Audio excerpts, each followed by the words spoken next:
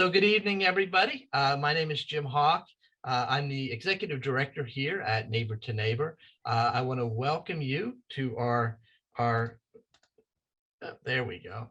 I want to welcome you to the Neighborhood Passion Affinity Network presented by Google Fiber, Neighbor to Neighbor, and our Neighborhood Beautification Series sponsor, Republic Services. Tonight, we're focusing on one of our 8 key neighborhood passions, beautification in the environment. Our topic is cultivating wildflowers in our neighborhoods. Thriving pollinator populations are a prerequisite to healthy, resilient green spaces and urban ecosystems. Planting native wildflowers in our local neighborhoods helps sustain those pollinators. They provide a natural ecosystem which offers cover as well as nectar, pollen for their food supply and life support systems. During this session, we'll explore how you and your neighborhood can cultivate wildflowers to support the pollinators and make your neighborhood an even more beautiful place to live. We're very pleased to welcome Nate Fields as our guest for this session. Nate is a resident of North Nashville and co-owner and co-manager of Plant for Change. This nonprofit or this for-profit business cultivates native habitats and sustains greener neighborhoods alongside individuals with and without intellectual disabilities. I'm very glad to welcome Nate and invite him to come forward and share with us this evening. Nate, welcome. All right, thank you. And Diamond, I'm here with Diamond as well. Everybody say hi to Diamond? Hi, Diamond. Hi. Yeah, so Diamond was actually one of the key organizers, founders, and co-managers of Plant for a Change. Diamond, you want to introduce yourself?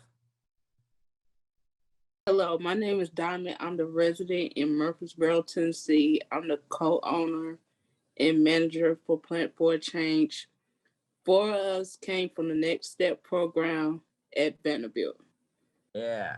Has anybody heard of Next Steps? Anybody? It's a, you want to explain what it is, Diamond?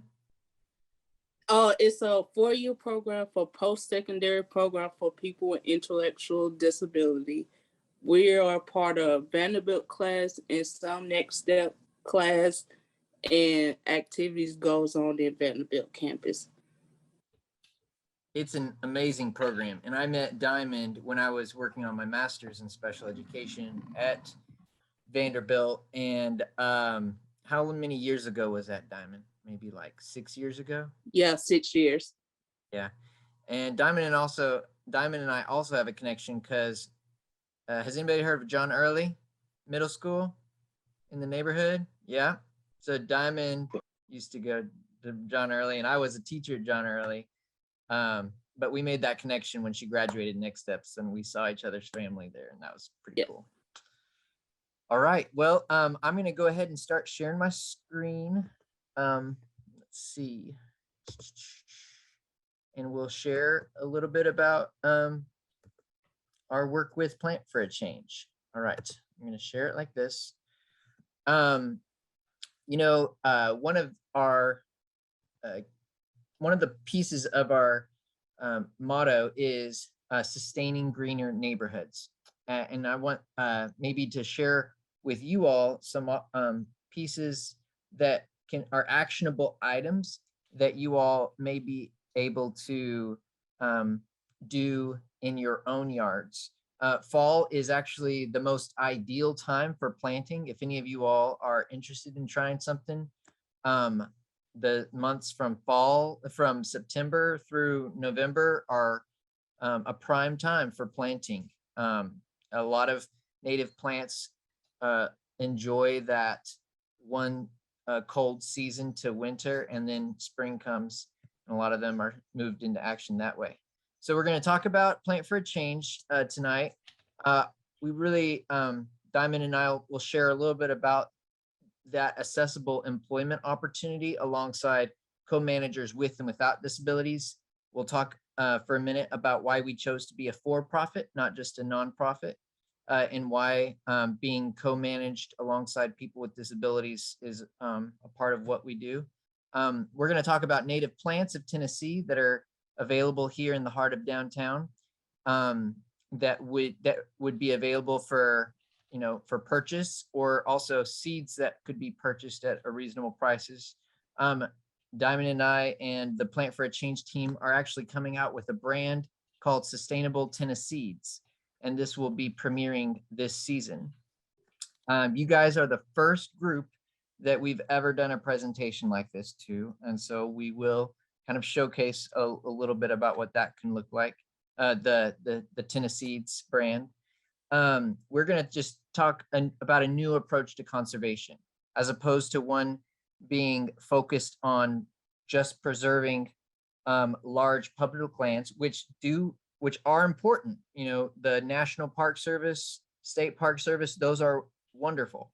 But we're going to be talking about why what we're doing at Plant for a Change is mobilizing a new approach to conservation, where people are talking about their own yards, their front yard, their backyard, their side yard, as places that welcome and invite a variety of species. And then I'll just share a little bit about the Tennessee Smart Yards program and a few of the apps that have been really beneficial that you all might be able to even connect with neighbors and neighborhoods that are also doing some cool conservation work. At the very end, we'll have some time for questions, and yeah, we'll just get going. So here is, I'm sorry, I think, can everybody see that? Our Yep. team? Yeah, here's our team. Diamond, you want to share anything about maybe what happened with this pic? What were we doing in this picture, and what we did for that year, that summer in 2020 when COVID hit? Okay. Summer last year of 2020, we was at Charles' house. So we all of us in the picture went to Charles' house, and we was making bird houses and making cutting woods together as a team. Yeah. But So teamwork. yeah, and we that was just an opportunity for us to get to work together. Charles lives out in Dixon, and we planted some wildflowers out there, and we started this business, Plant for a Change, and our idea is to cultivate native habitats and sustain greener neighborhoods. So there was a little bit of a write-up on us in the magazine. It was featured in the Tennessee State Council on Developmental Disabilities. We were at the farmers market for the summer 2020, right when COVID hit, after the tornadoes hit. We really started seeing a lot of the impact that both the tornadoes and COVID were having on employees with disabilities. A lot of times they were the first to be let go of employment, and they were also highly at risk. Individuals with intellectual disabilities were 19% more at risk of contracting the virus in those first early months. And we felt like this put people with disabilities in a very vulnerable place. A lot of people stopped giving to nonprofits that were already doing work because people's budgets were tight. And I remember specifically one time Diamond said, what if instead of just waiting around for the right manager, what if we became, the manager? And so we really kind of started working on making a team of other people who were like-minded, had the same sort of tenacity at wanting to, not just get by and find a job, but be sustaining. And so that was the part of our first year process. And so we were at the farmers market there. Today, we're going to talk a little bit about some Keystone species. Keystone species, here, I'm going to give you an explanation of what these are. These are the kinds of plants that you need in your garden that support a host of species. So, a lot of times when you look at the types of plants that are planted, there are certain insects that live on that plant that don't live on other plants. And so it's really important for us to be able to bring in not just bring in, but to cultivate those native keystone species in an area, identify what those are, and know where to plant them, and know, what those plants are. So today we're going to review a few of what those keystone species are and how we might be able to bring them into our vicinity. When we talk about keystone plants, these plants support the most species, and to support those host plant specialists, we need to use the plants on which those insects have specialized. So a lot of us, and I'm not trying to throw shade on anybody, because I've still been learning a lot about the types of choices we make in planting. But a lot of gardeners, when we think about what to plant, a lot of us think about our own personal aesthetic. And so it's really easy to plant species that are more, I'd say, accessible, like at Lowe's and Home Depot. A lot of those special species don't tend to come from our environment, our local ecosystem.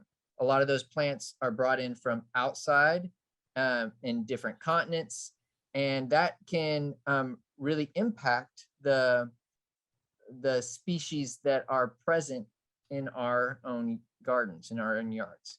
So when we think about our yards or the spaces that we're cultivating with wildflowers, we want to think about building like an ecological house. And we want to build our ecological house around our own homes with plants that support specialists. Before I get to these websites, I would like to first kind of refer to this resource by Garden for Wildlife through National Wildlife Federation. I'm not sure how many of you all are familiar with National Wildlife Federation, but this is really probably the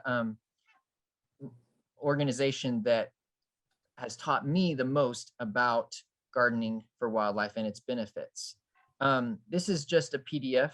I'm going to share this in our chat here. All right. I shared this document, and this is a great resource because it talks about the sort of keystone native plants in our region. And so here you can see the butterfly represents or I say butterfly, but it could also be a moth. It's the number of caterpillar species that use this as a host plant. And so if you were to think about a kind of tree to plant, or if you were looking at the types of trees you have available, you probably won't find a white oak for sale at Lowe's. There are a lot of great organizations that make oaks available, like the Nashville Tree Conservation Group, Root Nashville. There's a lot of great organizations that make a lot of these available. But this is an example of the impact that planting an oak can have on keystone species. This is 436 caterpillars make their home on a white oak or a black oak. That's pretty great. And so you look at the amount of impact that can have, and that can be really important, especially you'd think, why is it a big deal to bring in these caterpillars, right? Well, birds require an incredible amount of energy in order to be able to raise their young. And so being able to provide by making 1, 2, 3, 4, 5, 6, 7, 8, making one of these 8 trees available is doing a lot to sustain the bird population and the bird biodiversity in our region. This is opposed to like a crepe myrtle. If I was to put a crepe myrtle in my yard, there could be 1 to 3 caterpillars that could use that as a host plant, right? So it might be easy for us to think, oh, well, I'll just plant that Bradford pear. And Bradford pear was a really common one for decoration for a long time. but it only is host to one caterpillar species as opposed to an oak being 436. And so this PDF also lists some of the flowering perennials, and on the other side here, it lists the bees, the native bees that this supports. A woodland sunflower can support 50 types of native bees in our region. Different types of, like a black-eyed Susan. It supports 29 different types of native species. So when we talk about keystone plants, that is what we're talking about when we're talking about provide for that, provide for those species in that way. Now, so if you were interested in figuring out, okay, what plants are going to be native to like my zip code, I'm going to give you this website, nwf.org. I'm sorry, it's like, here, I'll click on it and then it'll go straight to, all right, native plants. Are you still able to see my screen? Yes. All right. So my zip code is 37208. So what I'm going to do is I'm going to go to this website, which I'm putting in the chat box again, because it didn't go right. There we go. And I'm going to type in native plant finder right here.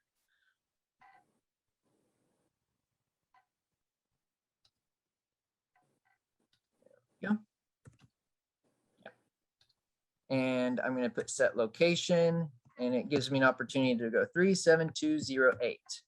I'm going to click continue, and I'm going to push find native plants. Yeah. And I'm going to just view all the native plants that are native to our region, to this exact zip code. And I can look and see that these species of goldenrod that are native to this region, this is the genus Solidago.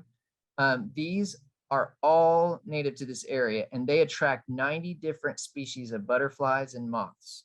And so I think this is a great resource. I use it all the time when I'm trying to figure out what I could plant and what's around.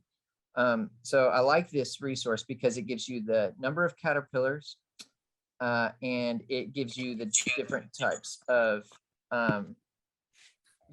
different types of, what is it called? Species within those genus, within that genus. Like there's different types of ironweed. There's a giant ironweed that is the species Gigantea, and then there's this subspecies. So I've really found that really helpful.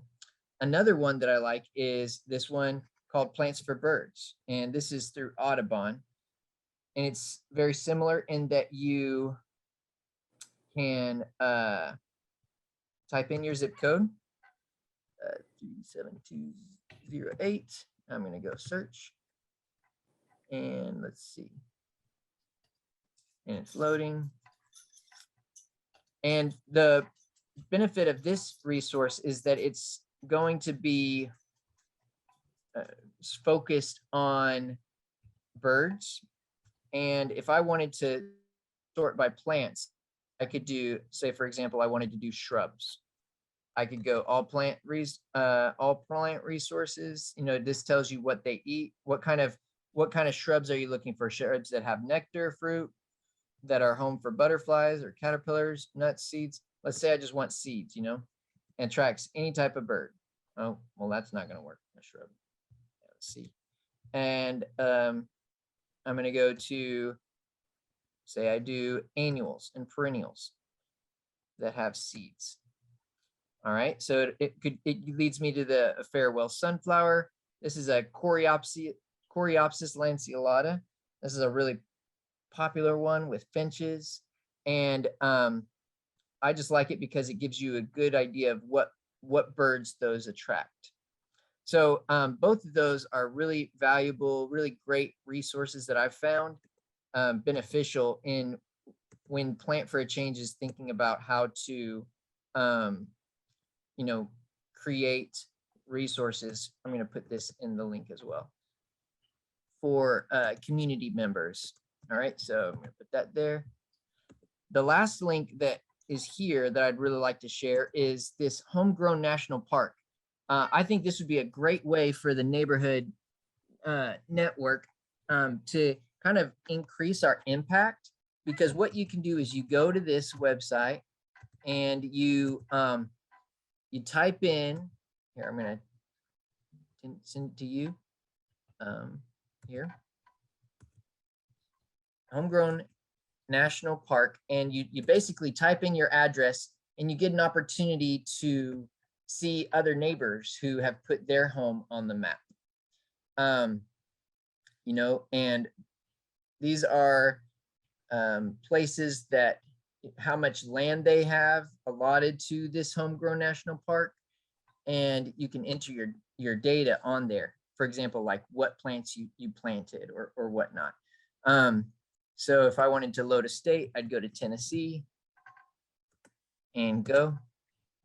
So far, we've had 25 users in Davidson County who have planted 53 native plantings and kind of put ourselves on a map. And so this website, Homegrown National Park, was started by a group out of University of Delaware and Doug Tallamy, who's a great author. I've got some of his books here. I'll share at the end. Has done a lot of work in putting this together. So I can like look at active zip codes of residents who are doing this, and then it kind of just like helps you kind of put it down, right? So there's a few. I'm not sure why user count 4. It means there's more than one.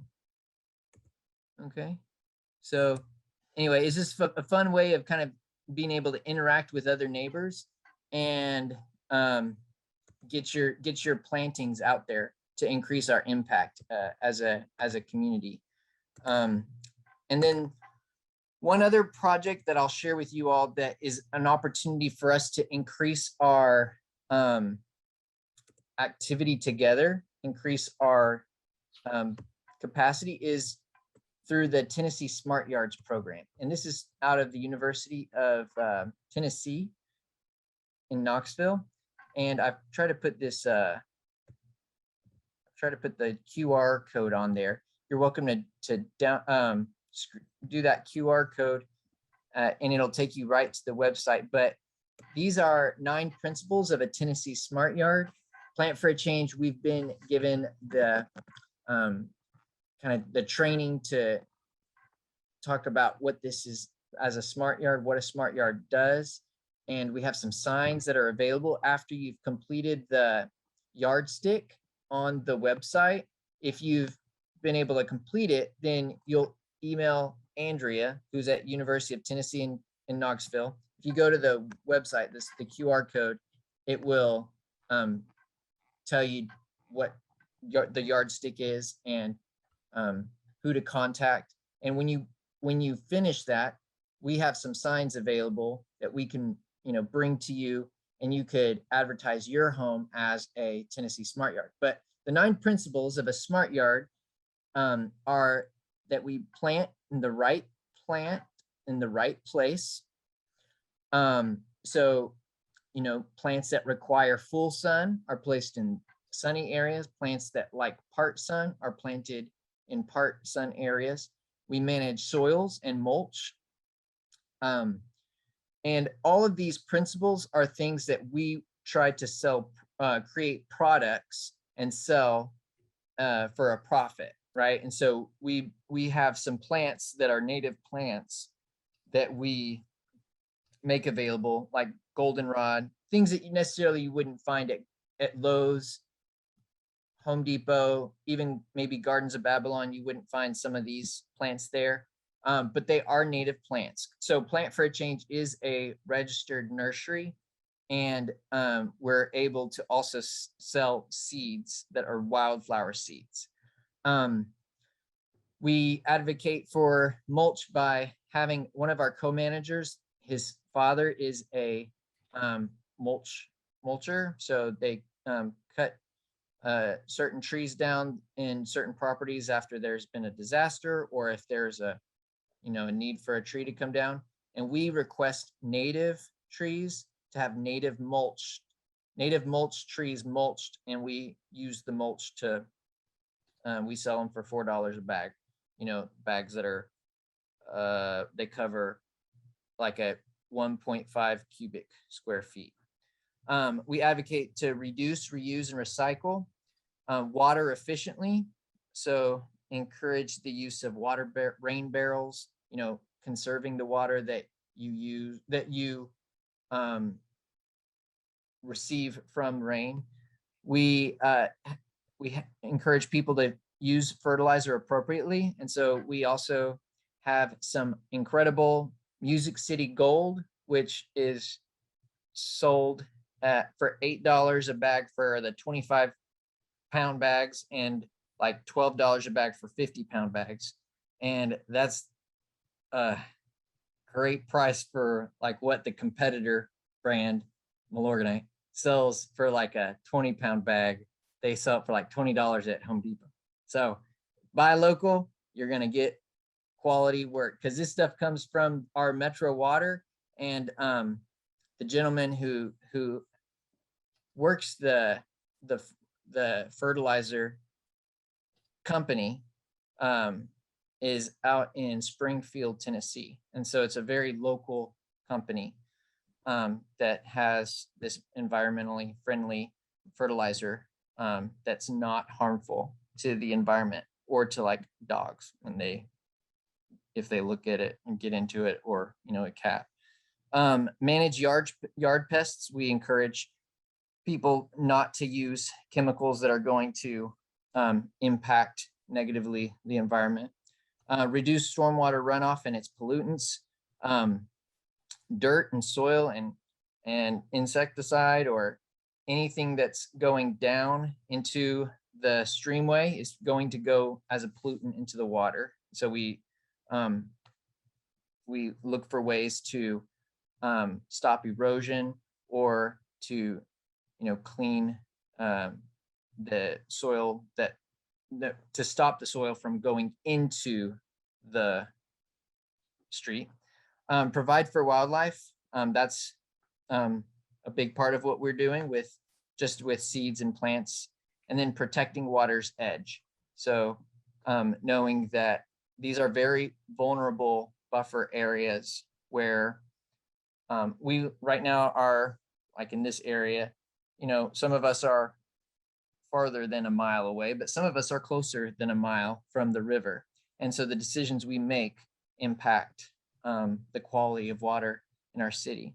And so these are just some principles that the Tennessee Smart Yard program have that we really want to encourage other people to learn about. And you can find out more about the Smart Yard program on that QR code. And with that, I'd really just, we talked about the Smart Yards. We talked about the Homegrown National Park.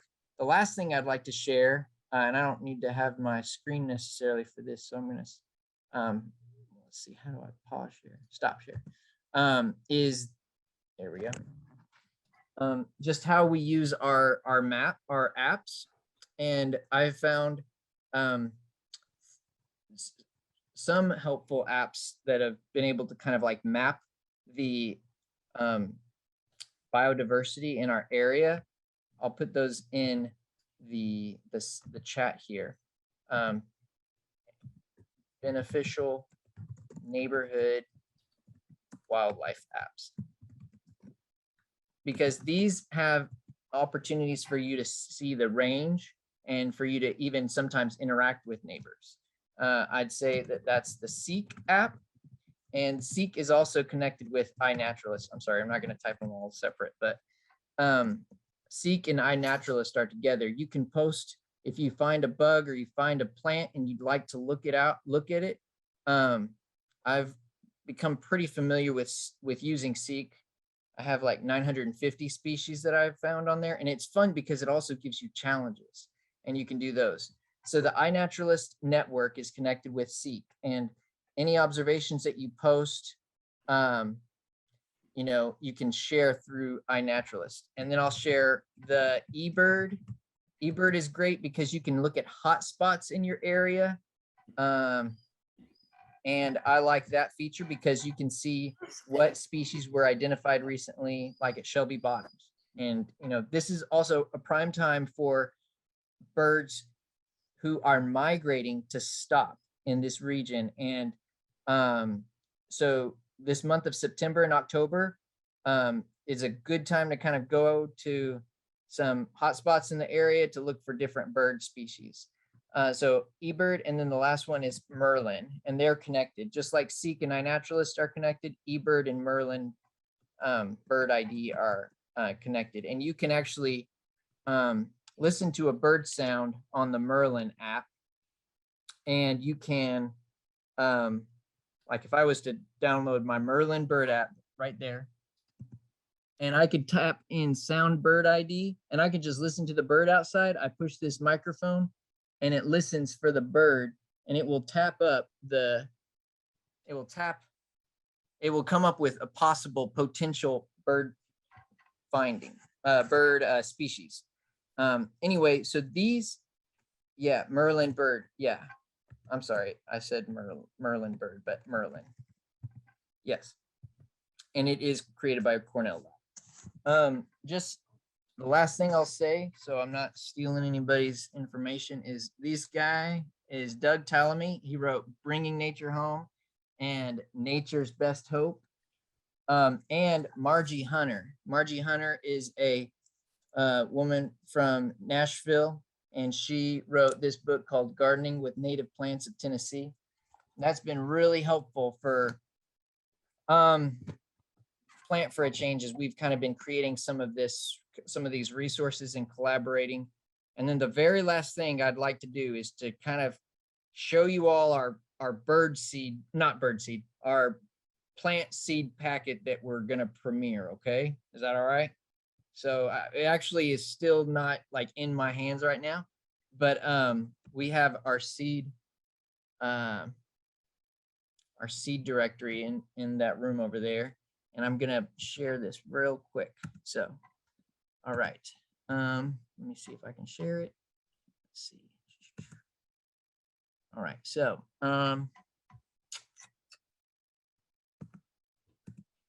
share screen, and then I'll have some time for questions. Here we go.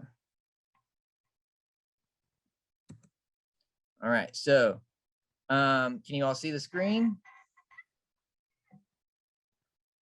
Yeah, I think so. So this is an idea of what our sustainable Tennesseeds packet's going to be like. This is just an example. It will provide some idea of what sort of critters benefit from this mix.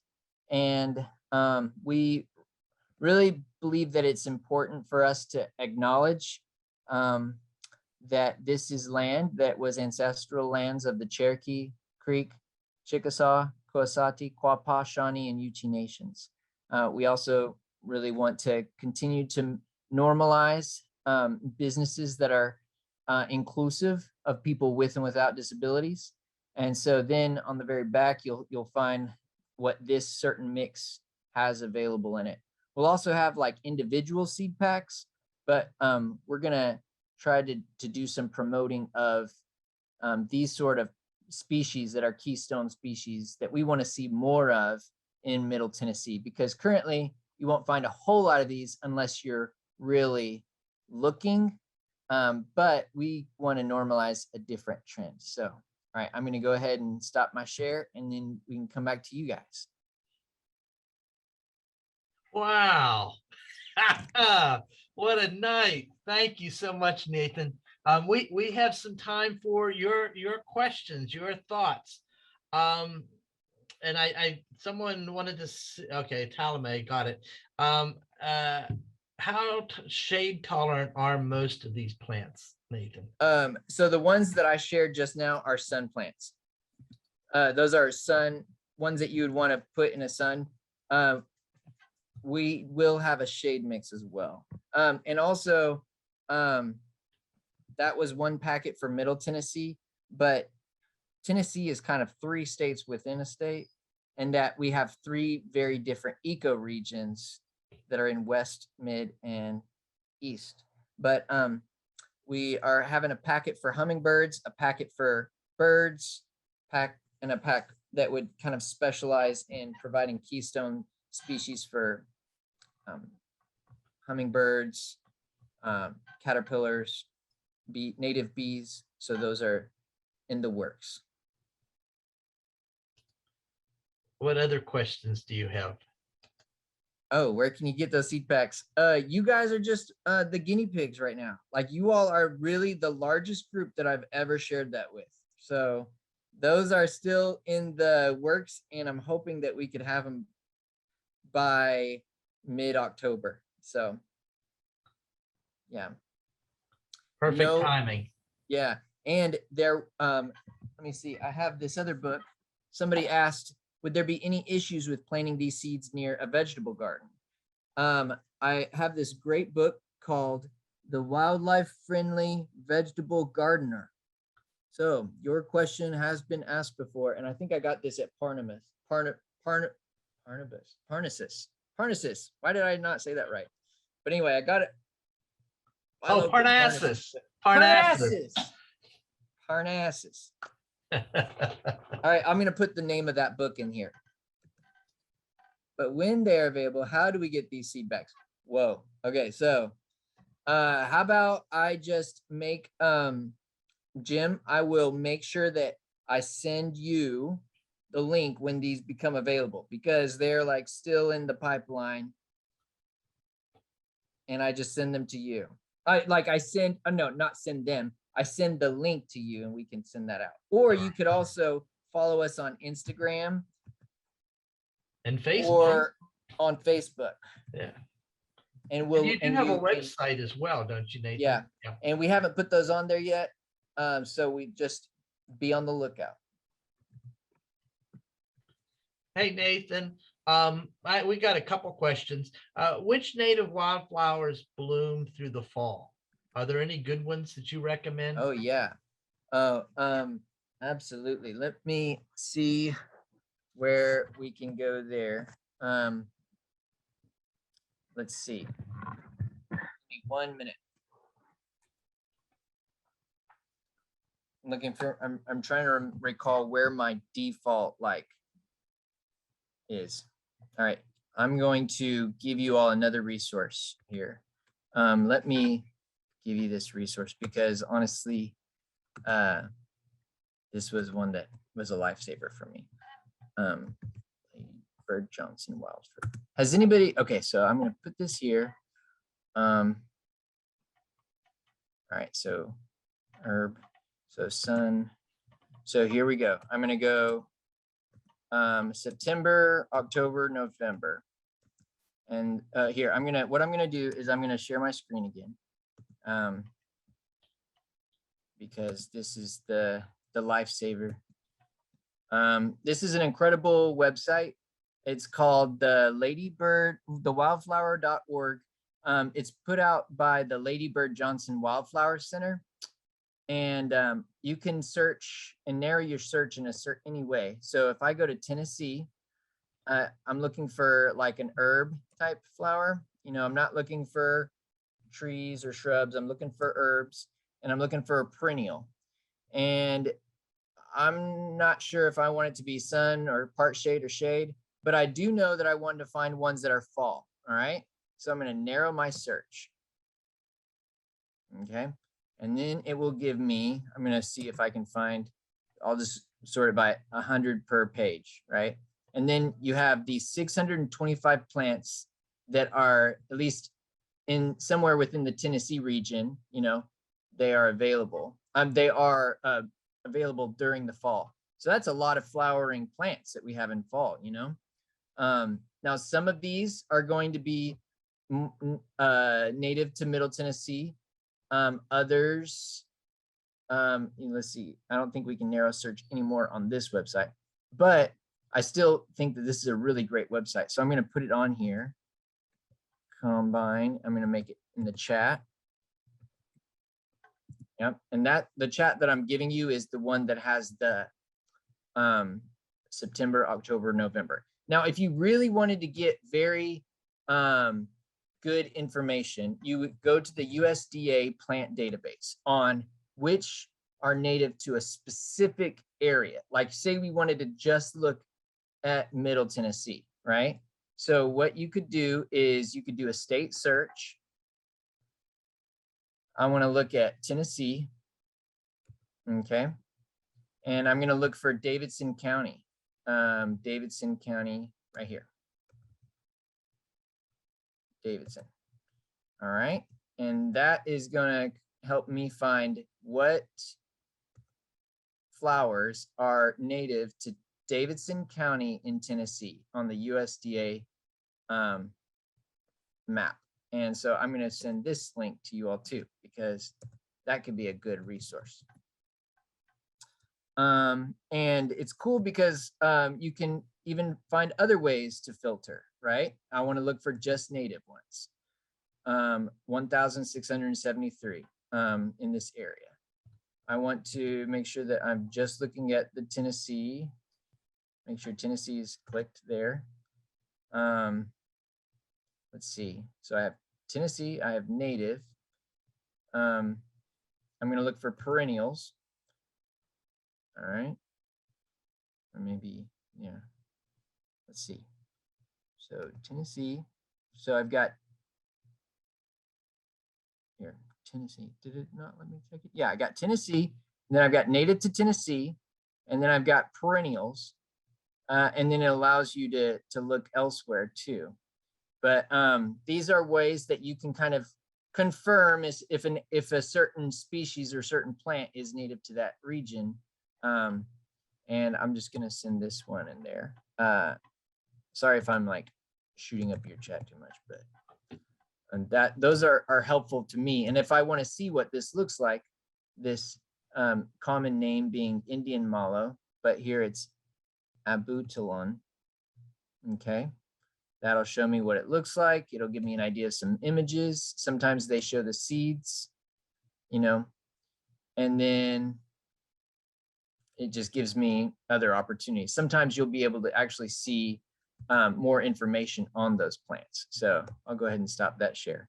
But those have been really helpful in trying to figure out, like, all right, what is home? What species have been here for so long? And you all, it's really kind of sad once you start to learn some of these things, going back to Lowe's, going back to Home Depot, and then realizing how few of these are like I think propagated is the right word in a good way, you know, because really I don't know why they're not as common, but I do know that there is a high risk of our pollinators not having enough food sources to sustain the planet right now, right? Because we are continuing to, you know, develop areas and we're taking away native habitats. And with that deforestation and with that urbanization, we're not replacing. And so your all's work, you know how they say, like, you can make a change, you can make a difference, like you can change the world. You really can, simply by the choices that we make in planting in our yards. Okay, I know you all probably have some like great stories or like great ideas or questions. Keep them coming. So, hearing not to hear. I know silver maple. I heard that on the Root Nashville website too. I think it was on that list of trees in Eastern, on that PDF of that National Wildlife put out on Keystone Species. And I don't know the reasoning behind that. I wanted to ask the friends at Root Nashville what it was. Does anybody know about the silver maples? Why we're being encouraged not to plant them? I'm not sure. Red maple. Maybe it's because they're a little bit invasive. Mine put out ridiculous amounts of helicopters every spring. That's the only reason I can think of. Yeah. And yeah, and it is interesting how there are even native species that can have some pretty harmful invasive qualities in that they put out tremendous amounts of seeds that would, like, for example, Rudbeckia, black-eyed Susan. It is a native plant, but it also has a tendency to be invasive, you know, like trumpet creeper. You know, that can do some bad damage to your structure if you're, you know, let it go wild. I mean, yes, it's good for the hummingbirds, but anyway. Hey, Nate, I get a question here. Do you have to replant wildflowers every year? Oh, that's a good question. There are perennials, which are, they will continue to come back. They develop a root system that allows them to continue to come back. Or there are annuals, which you would need to replant. Like some species, like a black-eyed Susan, is a biennial, and so it'll sometimes plant 2 times a year. But it does like sunflowers, a lot of sunflowers you'd have are annuals, and that you would replant them. But a lot of native sunflowers are perennials, but they're not like the type that you would see with the huge sunflower seeds. And it looks like someone's just getting started, so they want to know how to eliminate grass and weeds so that they can start a wildflower garden. Yeah, that's a great question. I heard that we've had 11 inches more rain than normal this past month. And I've just been prepping 2 different beds for native wildflower plantings. And, you know, I don't want to use chemicals to eradicate things. I do have a friend that I trust a lot with just like, she's a woman who's been doing a lot of planting, and she works at the Volunteers of Friends of Cedars of Lebanon. And she's had some success with using grass beater. I'm really cautious in just like promoting any sort of like, it does kill certain types of noxious grasses, right? So it's just focused on like these invasive grass species. But I still like am careful about like not endorsing any sort of use of that chemical. But I just I try to get those plants from the roots out, those like those grasses from the roots.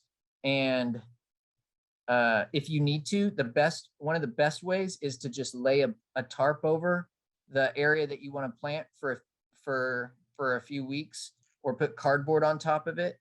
And the good thing about putting cardboard over like an area that you want to plant is that it take all the stickers off and the tape, of course, but it will serve as it'll break down and serve as like a compostable underlayer and you can also use it to kind of like stop the grasses from growing. You could, if you wanted to, probably poke a pencil or a pen in some areas that you're putting the plant species to grow. And I've had success with that. So I'm getting some questions emailed or texted directly to me. Someone would really like you to address milkweed cultivation. Yeah, milkweed. Milkweed does support 13 different, well, I don't know. I don't know that specifically. I'm careful to like sound scientific, as if like I have some sort of a very strong, I have seen the statistic that says milkweed in our area supports 13 different types of caterpillar species. I think that the milkweed has done a lot to increase the monarch community in my yard, because we've had 5 monarchs that we've seen in all different stages around our garden. And monarchs are specifically a host plant. I mean, monarchs they specifically feed on the butterfly, on the butterfly weed. It's called tuberosa. Asclepius tuberosa. And so that is a really important plant to have for food to feed monarch butterflies. And there is a great organization called Monarch Watch. And if you went on Monarch Watch, you could even access the grants that are available to nonprofits. You have to apply for those, but they could send you, I think it's like 38 milkweed plants as like plugs. Now here's the thing with this. I was really interested in looking into that, and I really wanted to do it, and it sounded like a lot to get, but they're cultivated in Wisconsin and they're sent down here. And I love Monarch Watch and everything, but here's the secret. If you really want to make sure that your plants are going to be successful, it's really important to have plants that were planted or that are grown in your ecoregion. And so this is why Plant for a Change has really started up as wanting to have more localized native plants in this area, right? So, and also, like, I know that this could be a long conversation, but the idea of competition in the environmental world, I just don't believe that it should be the same, you know? So I would be proud to endorse another business or another nonprofit or company that has good sustainable practices, right? And I do know that Grow Wild up in Fairview is a great source for native plants. I know that I'm not trying to endorse any one business over the other, but I know that there are, like, Bates is a great, they have a great native plant nursery. If I'm missing any, and I know off the top of my head, I'm just shooting off the main ones. I know there's one in the Brentwood area. It's called, maybe it's Murfreesboro. It's something about color landscapes. But I'm just gonna like share those as great go-tos if you were looking for some plants to buy. Now, here's the thing. They also tend to be more expensive. And so when Diamond and I and our coworkers were at the farmer's market, we were trying to make more native plants accessible. And so we were selling plugs, you know, like $5 a plug, you know, of milkweed or of goldenrod, you know, and there was like buy-in, you know, other people started seeing the value of it.